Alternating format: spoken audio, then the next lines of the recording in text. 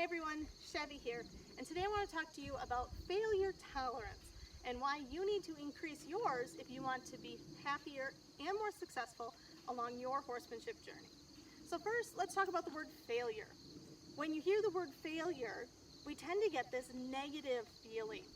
We tend to view failure as something terrible that we should avoid at any and all costs.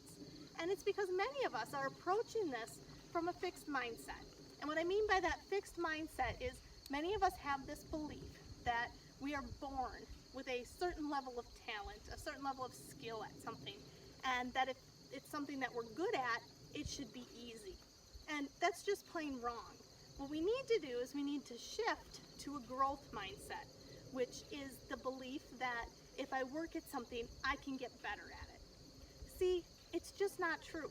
There are not people that are instantly born knowing how to ride a horse, how to sit the trot perfectly, how to cue for lead changes, how to, whatever it is that you want to do that can instantly go and jump a 4-foot fence. It just doesn't happen. We need to learn, we need to develop our skills, we need to go out there and practice and put in the time and the effort. See, it's all about growth and putting in the time and the skills so that we can be better at something. We are not born naturals. There's no such thing as a natural. There are people that maybe have aptitudes that make things a little bit easier for them, but there are no naturals. Everyone that's good at something has had to put in some effort to get there. So with that in mind, if we think about how we often avoid this fixed mindset that we have about failure, we get to the point where with our fear and being failure and being afraid to fail and wanting to avoid failure at all costs, that best case scenario, we only do what is easy for us. And then we don't reach our full potential. We're not going to reach those big horsemanship dreams by doing only the easy things. Worst case scenario, if we let our fixed mindset and our fear of failure drive us, is that we won't try. We won't even get out there and attempt to do things. And I'm sure that we've all had instances with our horses where this has happened. How many of you have been in a lesson and thought, oh, I'm just not good at trot pulls. I know my horse is going to tick every single one. I'm not even going to do that today because I don't want to look bad. I don't want to be a failure. I don't want other people to think something of me. And we have all of these reasons for not even trying something because we don't want to fail.